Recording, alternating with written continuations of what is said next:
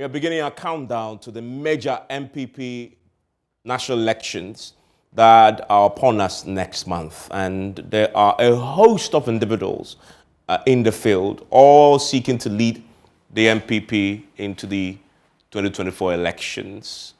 At the top of that tree is a chairmanship race. The contest at that top is that key race among very formidable individuals indeed. Tonight we're going to be looking at Ayikoi Otoo. Is he the man to lead the NPP into the 2024 elections and beyond? For a party seeking to break the eight, they need a real formidable individual. And so the question becomes, is he the man? He's put himself up, really, to contest. And so the key question to ask is, will he succeed in where so many of his other colleagues in the past have failed before? So who is he, by the way? Who is Ayikoi Otoo? He's a former Attorney General and Minister of Justice under the John Agyekum Kufuor administration. And as you know, he's also the former chairman of the Constitutional Committee of the NPP. So within the NPP itself, he's held some notable positions in the party. Member of the NPP's vetting committee that vetted the presidential hopefuls for the 2011 primaries. He's a former Ghana's High Commissioner to Canada.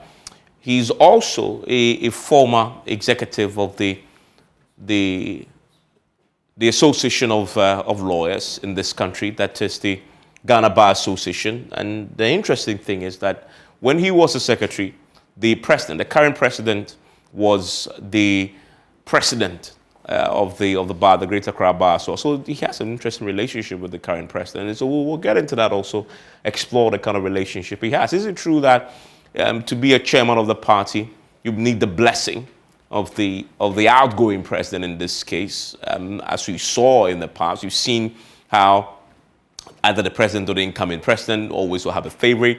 We'll get his thoughts.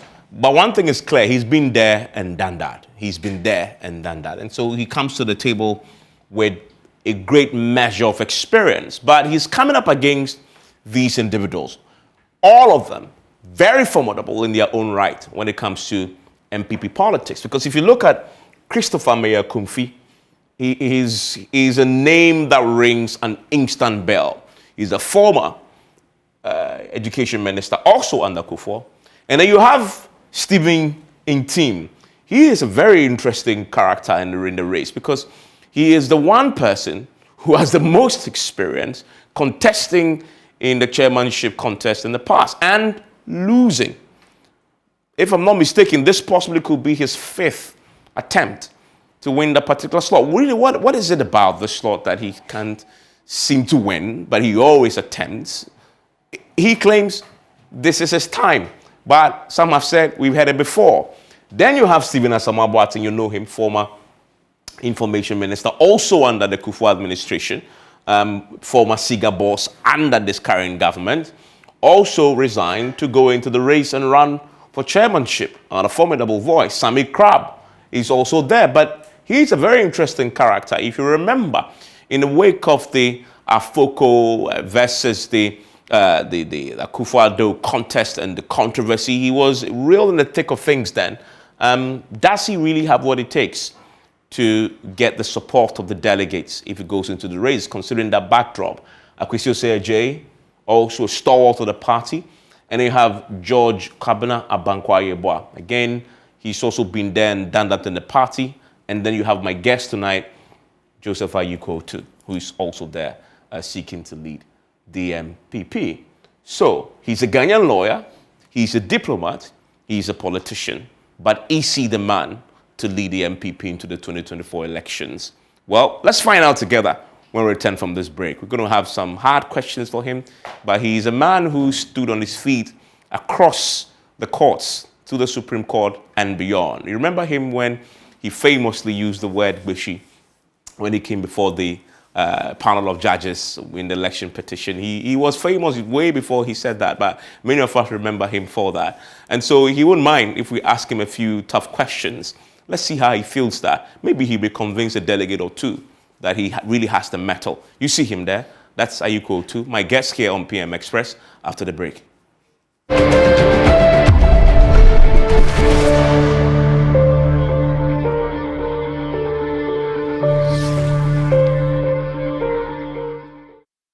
And my guest is seated. He is Mr. Ayikoi Otoo. He's a former Attorney General. He's been there. He's done that. He's contested many times in Crowa to be a member of Parliament. And so he is somebody who knows the terrain. Mr. Ayikoi Otoo, thank you for your time here on PM Express. Grateful to have you. Thanks for having me. Great. I presume that you went through the vetting and it was successful? Yes, well, they are yet to publish the results, but there's nothing to show that anyone would want to disqualify somebody like me. So I think it went well yesterday. Okay. When are you expecting to hear the verdict? Well, we're likely to go back on the 2nd for what they call balloting to find our positions on the ballot paper. Okay. Why do you want to be NPP chairman? Well, the point of the matter is that when you are elected, you have a 4-year term. So the term of the former executives, including Chairman Blay, is up now, and so we open nominations, which means that you need to get other people to show interest. Of course, if the incumbents want to run, like we are seeing, Abankwa is moving from treasurer now to chairman. John Boydu is going once again. And it's like almost all of them are running, kids, women organizer and everyone. So the point is that the term is up and you need to go through another. You know, according to the constitution, we should run the parties on democratic lines. And so, term limitations, I mean, it doesn't mean you cannot run after one term, but when you finish your term, you have to go back to renew your mandate if you like. Or like Chairman Blay say, I won't go anymore. So he's not running. Okay, so obviously there's going to be a vacancy. Sure. Is that the only reason why you're running? No, I'm saying that the term is up and you need others to take it up. There's a vacancy, which is true, and therefore... So, but what's special about Ayikoi Otoo? Well, you see, we're talking about party, which means that you've got to look at what you think could be some shortcomings of the party and what you think you can do to, rectify them. And so I've looked at the grounds. It appears that 2024 will be something difficult because it's like the Ghanaian, electorate decides to give the two major parties, 8 years. You get your 4-year term, which I think is too short, and then they give you another 4-year, do 8, and then after 8 they say no. But you are the incumbent government. You cannot run on the policy of change. You can only talk about going forward, moving forward, And so you need to look at your record and ask yourself, are people aware of the record? You are running on your record. You are talking about continuity. Are people aware of that record? That brings into sharp focus the whole idea of party communicators. And as far as I'm concerned, I think that they are not doing a good job. The party communicators are failing to communicate what the party or the government's message. Exactly, the message, what we have achieved, the achievements so far. But if you hear our opponents say, for example, that you borrowed a lot, I've not seen one thing that you've done with it. And that is obviously not true. But isn't it also the fact that maybe they are failing because there's nothing to communicate, there's nothing positive to communicate? The NPP government, on the current evidence, the evidence shows that it's possibly been the worst in terms of economic performance, record inflation, record depreciation, record levels of debt. You accept your party has failed to deliver on the promises you made to the people for which reason they voted for you twice. I won't accept any such conclusions at all. I mean, you are saying that we didn't even implement free SHS. We didn't restore, the allowances for nurses and teacher trainees. Which has become a burden because the nurses are not being paid. Yeah, but you were the one who raised the issue of promise, that we haven't. But we have. Apart from that, we talked about infrastructure. And you think we haven't done much? But you've only mentioned 3 things. What more could the communicator do? These things we already know. There's nothing more beyond that, is there? There's quite a number of things. We've been talking about accidents on the Accra-Kumasi road, isn't it? And everybody talks about maybe dualizing the road. Haven't we started? And how many people know that they are from Apejwa and the rest, the dualization started? How many people know we are building STEM, institutions and senior high schools? We've done a lot in the area of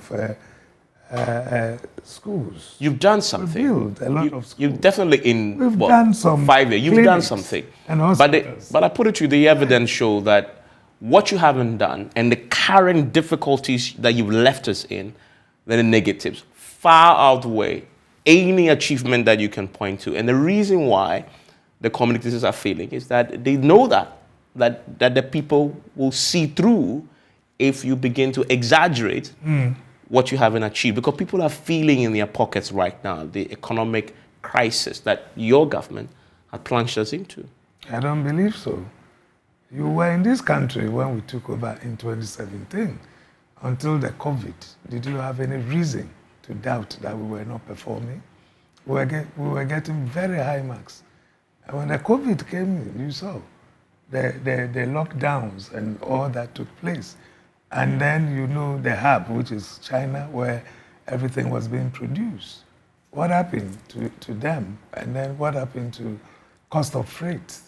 And you think government can absorb it? If you import things, you've got to pass it on. And so what will cost maybe, what do you call it, a container some time back, just when COVID came, went about 3-4 times. You cannot run away from those things. They are very real. I was living outside, and we all felt it. We went through it. Nobody is saying that it was easy. Government was looking for money to give, help people to make it. And you took the vaccines, didn't you take the vaccine? I did. And did you pay? I have a booster in addition, actually. Did you pay? So this is a COVID problem. No, did you pay for it? I didn't. But government managed to bring in the vaccines to give to people. I mean, these are the realities on the ground. We had worked. The economy itself was doing very, very well. Tell me, until COVID, what were the issues that you had? Everything that we said we were going to do, we're doing them. And so the reality on the ground was that COVID came and became the greatest and the worst enemies that we had. So the current crisis... Just before getting out of it, you know what is happening also. I know you're going to go to Ukraine. And you are aware. I mean, some of these things we should accept because we sit here and we all watch the international news and we know what is happening in other countries. Why is it that when it comes to Ghana, you say, what the inflation that the Americans are going through, is it a Biden problem? Is it only a Biden problem? Let me share with you what the World Bank country director says, something that will challenge this position that you've expressed right now, that the president has expressed, the finance minister has expressed. This is the World Bank country director, Pierre Laporte, speaking recently at an economic forum. And he says the challenges currently that we are experiencing started before the COVID-19 hit us. This is his quote. Yes, quote, COVID has not helped, but even before COVID, there were signs that the situation was getting a little challenging. The situation is very difficult right now. Ghana faces a very, very tough road ahead to restore macroeconomic stability. This is the country director of World Bank telling us that this position you've expressed isn't actually entirely true. That the problems that the economy is facing currently was there, the signs were there before COVID.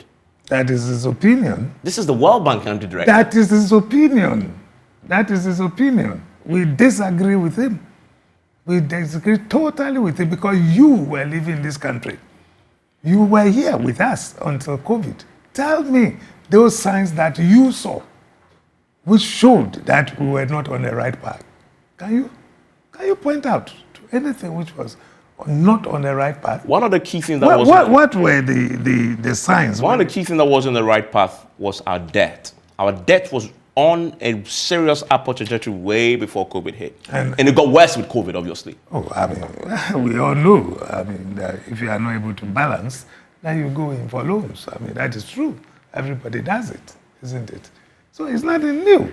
But the point is, are you using the loans, the projects for which you take the loans? Yeah, what is there to show for all the debt that you've accumulated? You don't need to talk like our friends on the other side, because I've told you that the evidence is there. The evidence is free SHS. You saw a lot of things that we were doing as a country. The infrastructure development that would do. But where's the infrastructure? The roads have been. Look, before we took over, didn't they tell us they have done more roads than any other? But that's the same. That's the same line you've been told. No, but that is what they told us. Yeah, but you're also telling it the same. But if we came and met and realized that they've not done anything, and so we had to work on it again. They've not done anything. Yes, but I mean the impression they created was that they've done more tarred roads or whatever than any other. You said they haven't done anything.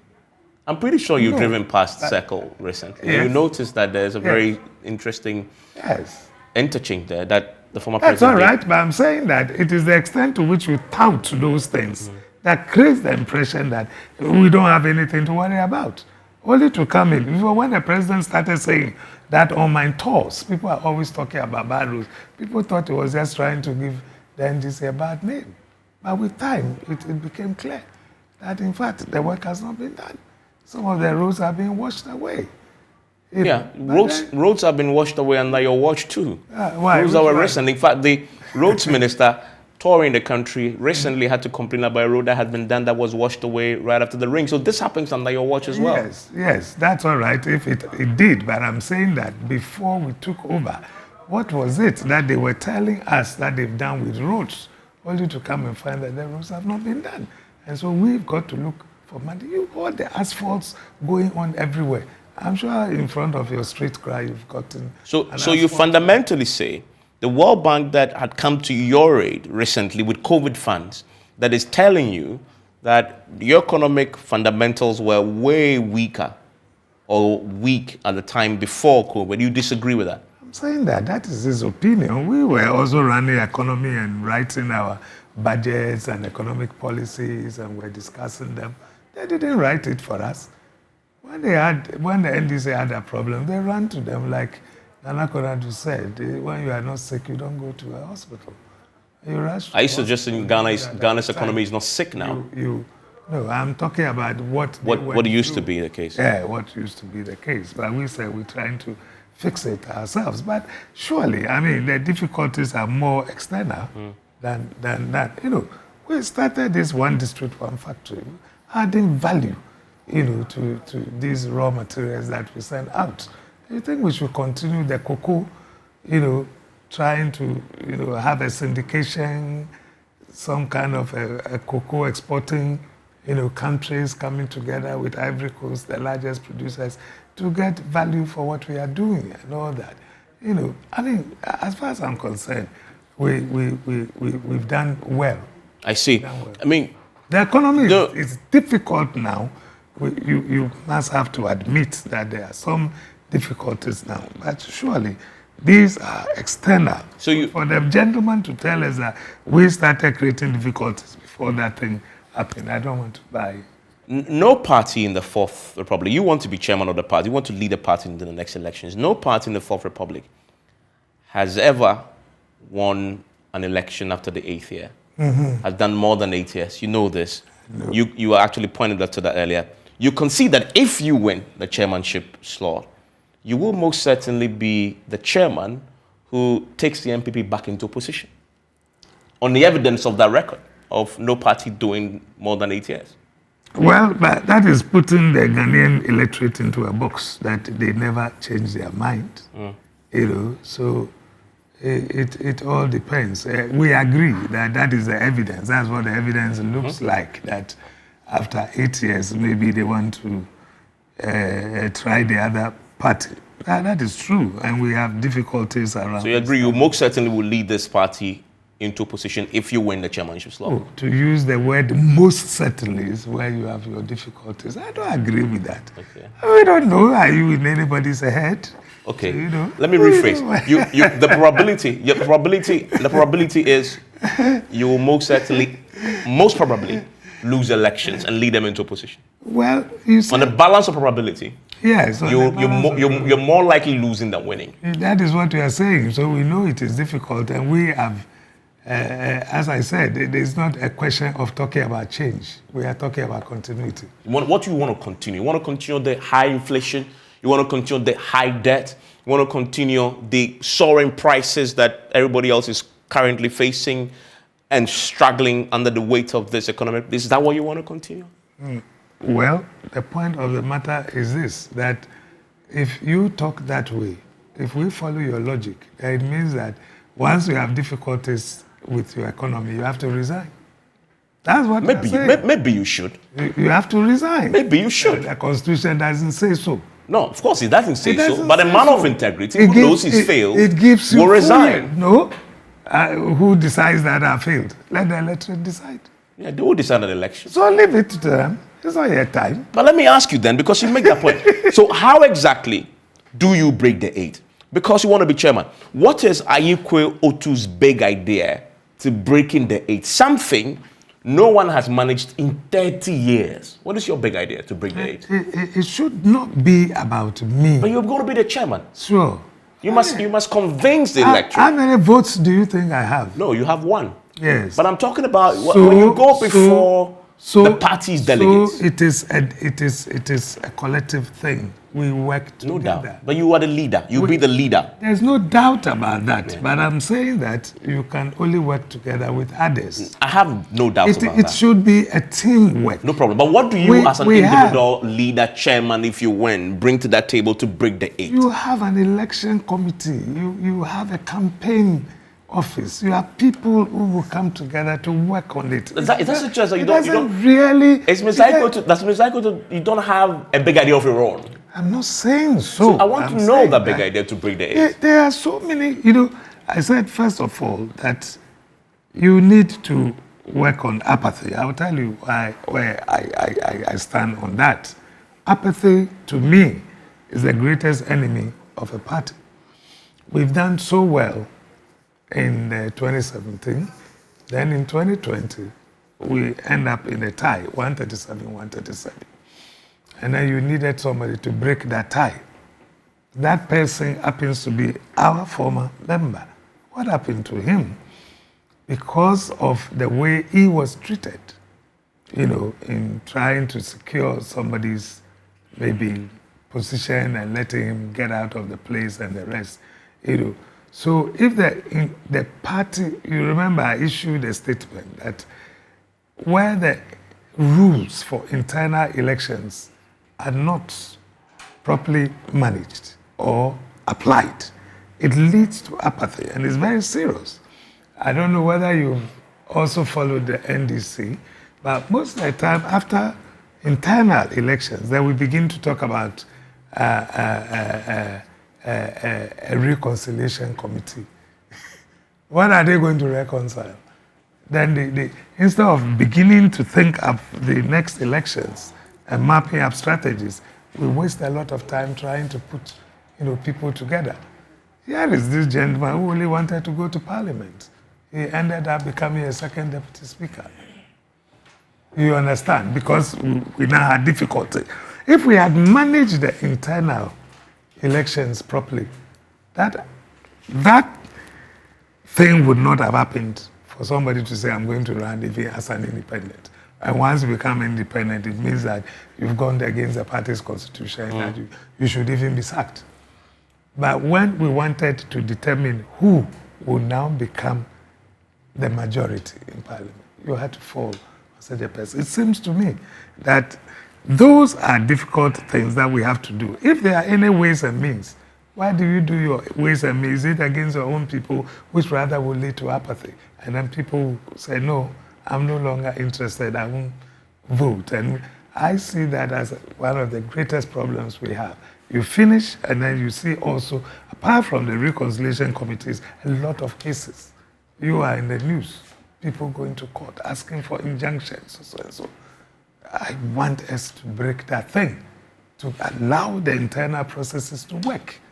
and then get people to be interested, unite the party. So you're going to restore internal democratic structures in the party? Is that what you're suggesting? Not the internal democracy, but allowing the rules to be applied fairly. Okay. Are you suggesting that in the past it hasn't been applied fairly? Those are the things that have led to a lot of things, including the apathy. Now, when the whole idea, you people talk about skirt and blouse, why? Why should there be so much, animosity that somebody works against the MP to lose? You don't think that those things affected us seriously? That if we had gone in as a party, as a united party, we would have done better than we did. There were too many problems. PCs, don't vote for the PC, vote for the president and things like that.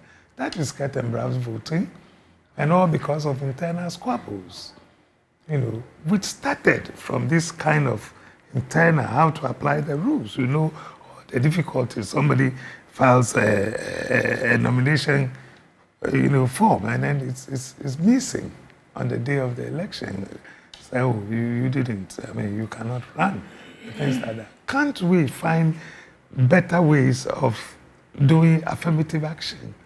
If you think that this person, we need him in parliament, and therefore he needs to be protected, can't we find other means? So you are with the Mensah Bongsu school of protecting some members of parliament in their primaries? You don't jump into that conclusion. I'm saying that if there is the need for such a thing to be done, let us sit down, discuss it, find a better way of doing that. But you're open to that. But you're open to that thought. You're open to considering it. I wouldn't mind, But the point is that how do you do it? Yes, but such that you don't antagonize the person to the extent that, no way, I won't vote for you. I'm not going to come. Remember, you said at the beginning that one of the key interventions to break the 80s to ensure that the rules work in the party. The rules in your party currently doesn't in any way support a possibility of protecting anybody.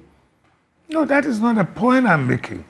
Allowing the people to run. If somebody says, I want to run, why don't you allow him to run? Because you said that you are open to considering. If somebody is key enough in the party and is in parliament, you're open to consider Mensah Bongsu's suggestion that protect a few. You are not looking at the caveat I added. Which is? It should not be done in an antagonizing manner. How do you do that without antagonizing people? It's not a big deal. It's an impossibility, It is not. Because if there are other people also wanting to contest in that particular area, you necessarily will be antagonizing those who have interest. It is not. There's so many things that you're going to negotiate your way out of it. Exactly. People decide that, look, looking at my age, looking at your age, 4 years' time, you would have finished your term. After all, I'm still young. I can do it. What I'm saying is that talk, negotiate, find a better way of doing it. Instead of to use the ordinary man's word, takashi and ways and means, and forcing the person out and making the person feel bad. Then this is suffered it. So this one is going to stand here. We don't care. It's this person. You don't allow the people to express their opinion. And so you're almost saying you're going to make sure that the rule of law is the thing in the party. Apply the rules strictly and let it apply. And if you need to, you negotiate. So that's one of the main things. Caveats that always remember that, yes, when it becomes necessary, you should be able to sit down and negotiate. At the beginning, you said one of the main concerns is the communicators are not doing a good job. And if you're a chairman, you want to fix that, I believe. Exactly. How do you fix that? You've got to empower them. The phone-ins are very, very important, measure of what is happening. I mean, when people call and you find that the calls are all going one way, bashing government. If you don't get the other view, you take it that is the truth. Maybe it is not the truth at all. And so those who are to do that work, to counter the arguments and the rest, must be empowered to do their work. How are you empowering them exactly? Well, of course, I mean, what do they need to call? What do they need to call? You tell me. What would you do for them specifically? You are sitting here. You have been opening the phone lines. No, but you have opened the phone lines. That is. What do they need? That is the chairman's big intervention. So, what specifically will you give them to resource and empower them? Well, of course, those who do not have phones must be given phones, and those who need money to buy credits should make it available for them. They shouldn't use their So money. one communicator, one phone. You know, not necessarily. I'm saying those who do not have. I always put the caveat. I mean, those who have been calling, we didn't provide them necessarily. But if they need credits to do that. So you provide everybody with credit? If they didn't provide, I mean, of course they will need credit. That makes it the if. They will definitely need credit. They will need credit. So you don't expect them to use their money. But the party in power should already be doing this for their communicators. Why are they not doing that? Well, I'm telling you that for me, I think that's one of the problems that we see. So you have an information ministry. Yes. Whose job is to communicate, to inform us about what government is doing primarily. One of the key reasons is that. So what's happening with the ministry then? You mean they should be doing all the phone-ins alone? No, I'm saying they at least should be telling us what the government is doing. It's information ministry. But are you saying that they are not doing any work? No, you tell me. You have an issue with the communication. So you're happy? No, I'm not talking about the ministry. I'm talking about party communicators. They're party communicators. We know them. People who call, who make interventions on behalf of the party. But I'm surprised. What do you see now? You're suggesting that the problem we have currently with the community is because the party hasn't resourced them and empowered them adequately. That is what I believe. Okay. That's what I believe. You accept, finally on this, you accept though that it would take a miracle to win the next elections for the NPP? We've all followed your analysis on the during elections. You say this is the party headquarters. There are things that you say they are indicators. You want to look at the economy. You want to look at this, social. No, it's true. I mean, you can look at all that, but I'm telling you that we need to communicate better with the electorate. Yeah, but it will still take you a miracle, even if you do that well.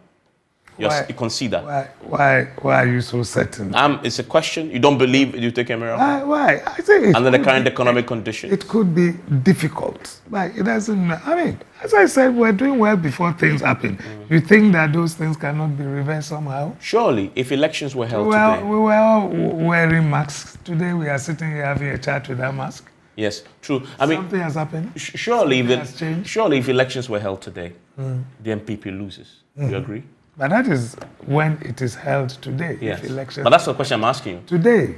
Yeah. So you agree if the elections were held today, NDC will lose, NPP will lose? I've always cited Ben Efsing in his analysis when he always says if elections were held today.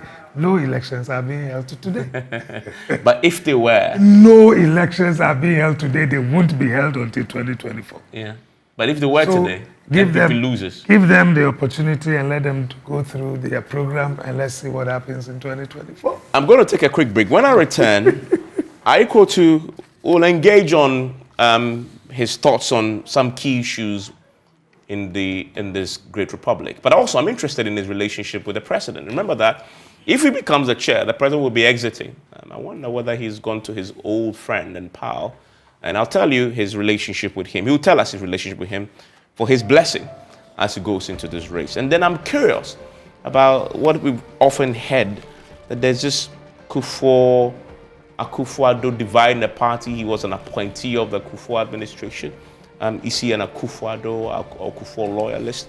And then I'll pick his thoughts on some of the key controversial issues of the day. I wonder, as a chairman, where he stands on these things that may cause the party to lose an election. Stay with me.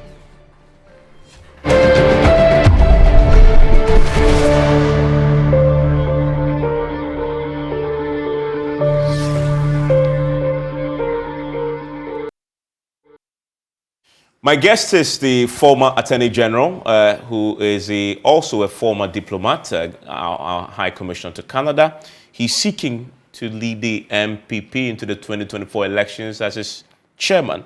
That is Mr. Ayikoi Otoo. Mr. Ayikoi Otoo, so I noticed that you were the secretary of the Ghana Bar Association for Greater Accra. When you were there as a secretary, the current president, Akufo-Addo, was your president. Sure. Back at the time. What's your current relationship like with the president then?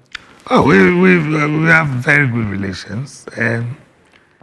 You see, as the secretary and president of every region, you also go on to what we call the National Council of the Bar. Yeah. So who are the representatives on Greater Accra Bar? And of course, I mean, the funny thing is that as the president, he chaired our meetings. And then we have something we call immediate past president, who is also a member of the committee. So he handed over to me. I became the president. And now he was coming to meetings as immediate past, and I was chairing. So that was then. But currently, what's your relationship like with the president? No, I mean, we have good relations. You still talk? Why not? We have good relations. There's no problem. I mean, you see, we have a culture. You have a big man in the house. You want to do something. It's only fair that we inform him. So have you informed him that you want to be Yeah, chairman? I have. And what did he tell you?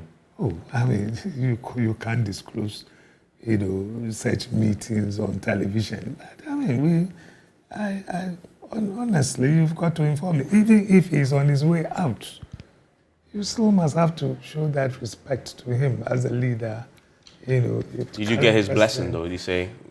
Did you get a blessing when you spoke to him? I don't. As I said,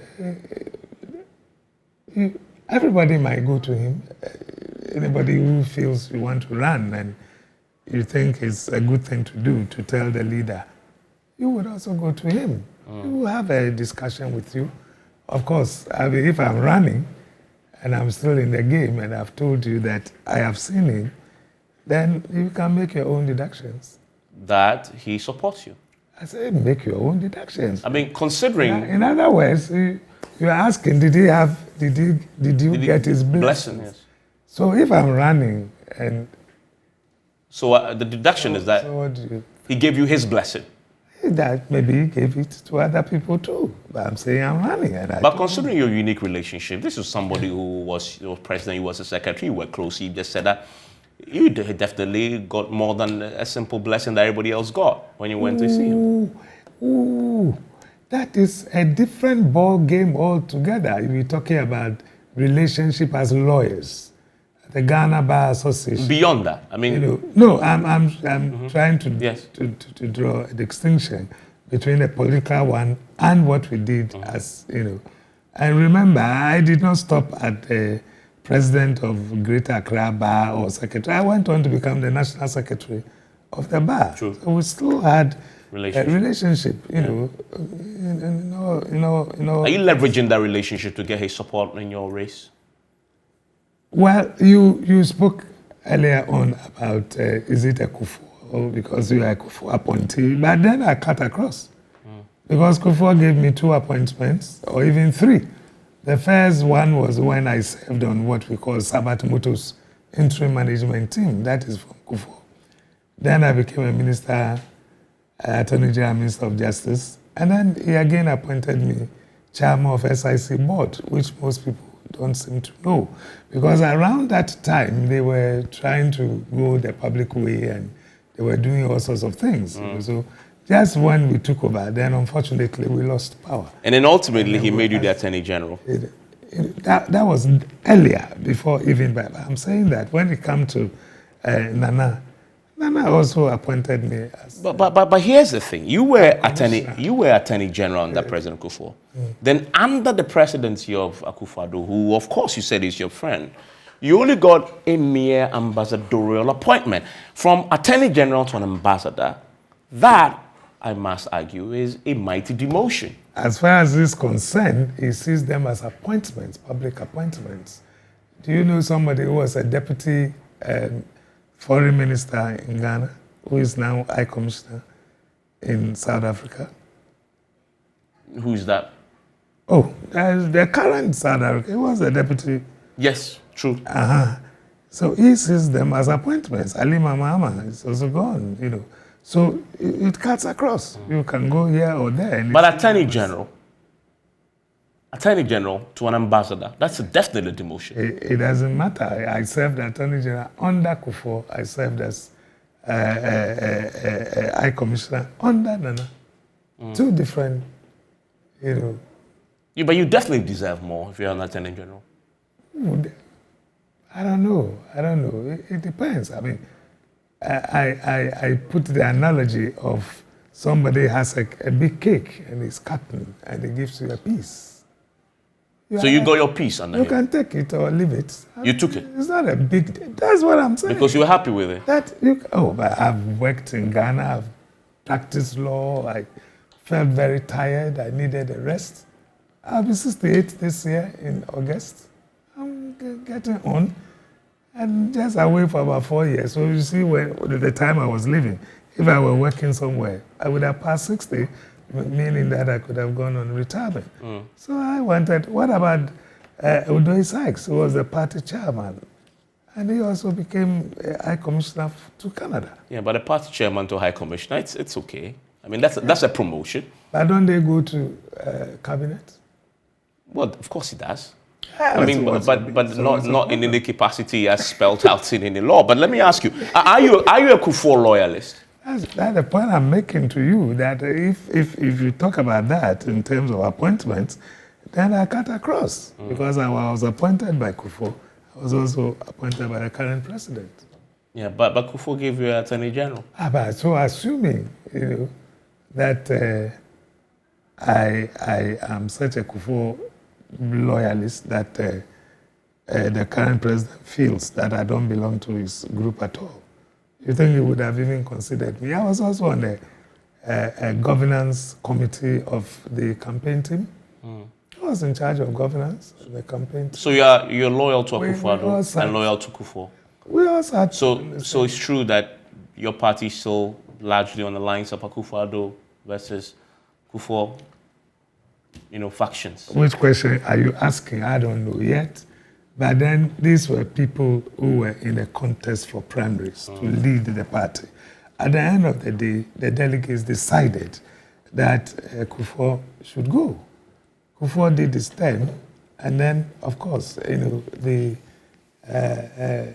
had his opportunity also when the time came. And there was not that big divide in terms of people, leaving the party or saying that because this man has won, I don't want to get anywhere. Yeah, no, he did his bit. He supported him. He served under his government. He served as Attorney General. He served as Foreign Minister. He did his bit. Mr. Ayikoi Otoo, as far as politics and context is concerned, you've tried twice to become an MP for Kroa. You failed in both. I mean, so your record in terms of political context is just shambolic, to say the least. That's all right. It all depends upon the period. How many times did the president go before he won? Well, he won on the third time. Yes. Why? What is strange about losing twice? But yeah, that was running for the presidency. Assuming he did not run for the third time, what would have happened? I chose not to run the third time. So what? Many of the people I went for the first two terms who went the third time or won. I said I wasn't going to run the third time. In Kroa? Yes, I wasn't. Yeah, but the people rejected you twice. No, in the parliamentary contest. We had issues that you might have known by now. I come from Jamestown. I don't come from Nwa. Yeah. Yeah, I happen to have worked for them, the chiefs and everything, and they even drafted me into it. They said, look, you've done so much for our chieftaincy and our land issues. Committee 16 and 17 was released largely by some of the things we did for us. Our chieftaincy matter had been on for a very long time with Ayikoi versus this and that. You came in, you solved all those problems. We think you're a good man. We would help you to go to parliament. Only to get there, and then people say, but it doesn't hail from here. Bo. He said, Bo. You're a guest. He said, Bo. It comes from Jamestown. So why did you do the second time? No, it doesn't matter. I mean, losing election itself is not a big deal. Okay. So what have you learned from that experience that will help you in your chairmanship race? like all other people who lost elections, who was Abraham Lincoln, Yeah. I think he was the worst person who lost so many elections. He went down as one of the best. True. But have you learned anything from those two defeats that may help you? But then what it means is that I've gone through the mill. I did everything that one needed to do. So you billboards and T-shirts and campaign teams and campaign managers and campaign funds. We did everything. On that, one of the major criticism of the NPP and all the political parties, by the way, is that how your internal contests have become so monetized. CDD in the last NPP primaries discovered and did the research and saw that votes were bought. You were running in the primary, in the national elections. Are you already being asked to make payments to delegates, and will you? Well, you should know what you are getting into before you get into it. You should learn the ground rules, know what happens before you get there, and so. So the ground rule says you have to pay to win. Will you pay? We would see how it pans out. We'll see how it pans out. What does that mean, though? How it pans out? At the end of the day, I mean, you have made your what do you call it, analysis, and you are talking about NPP. Are you saying that nothing happened at it happens in NDC too? Cape Coast. It happens in NDC too. It happens in NPP. I guess my question to you is that those are the ground rules. Will you pay? Will you play by those ground rules? So you ask me, how do we change those things? And that is why I bring in my ideas, because we've all... But to change that, you have to first win the elections. Yes. How do you win when the status quo is what it is? Not necessarily. Constitutional amendments can always be, but that is not going to happen between now and June, when the elections are due. I'm saying that constitutional amendments can always be proffered by ordinary individuals who see things going wrong. You are now dealing with what we call delegates. So those who are voting to elect are the delegates. True. Are they the only card-bearing members of the party? No. So why not expand it to every card-bearing member? Make it more difficult than to buy your way out. So that is the future. Yes. Next month, your name, possibly your face, is going to be on a ballot. There's a set group of delegates. The ground rule says, if you don't pay, you're not winning. How do you navigate that? I don't know. I have not been asked to pay. I'm saying that before you... Are you ready to play the game, though? I'm saying before you get into something, you should know what the ground rules are. And those are the ground rules. And the things that they do there. So yes. Once you have accepted to get involved, just do what it is that happens, and let's move on with our lives. But it doesn't always turn out that way. So you play the game if you have to, because those are the ground rules. We saw some a gentleman who bought so many vehicles that he said was going to give out. And lost. And he wanted them back.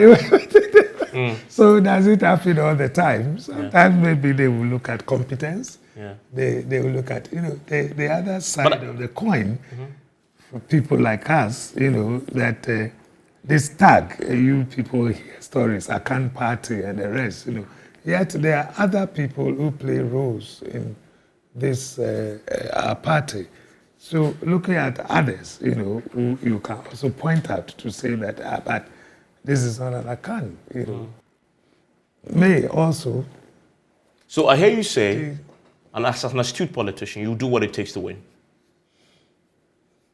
We go into elections and you will hear the results. We'll go into the elections, that's all. But you do what it takes to win, knowing what the ground rules are. We'll go into the elections, that's what I'm saying. And at the end of the day, you get to know. Finally, I mean, it has been said that in 2024, when the party goes for the next elections, you possibly would have only two options in terms of who leads you. Either it's Dr. Bawumia or it's Alan. Do you agree those are the only two options, viable options you have? Well, you always want to look at the ground, okay? You may have what we call leaders, in the context. Not so. True. So you are looking at the leaders, and what you are saying appears to be what is looking like, isn't it? Yes. So maybe, but who knows? There's always a third force. If somebody comes with some bright ideas or something that maybe makes. But also then these are the two. Otherwise, these are the main two leaders. Who's your favorite? Oh, I don't think that it is fair at this stage. We go into election. Let me ask the question a different way. If the party needs to break the eight, what characteristics must the party look for in your next candidate, in your next presidential candidate? That is another, how do we put it? Is putting somebody, or if you like, wanting him to compare, persons and say that, oh, this will be better or that person will be better. But I've told you, there's still time yet. We are only the second year. Just asking for characteristics. No. We are only in the second year. That's true. Let's work out till we get to the final year. Yeah. All this noise may just fall by the roadside, and you see that NPP has risen again, and the Sure is coming and making noise, rado. So just relax. Okay. Don't rush into it. We'll see whether the Sure will move the rado he's projected in 2024 under his leadership if he wins. And we'll be hosting a bit more of the candidates here on PMS as we build up to that elections next month. Enjoy the rest of your evening.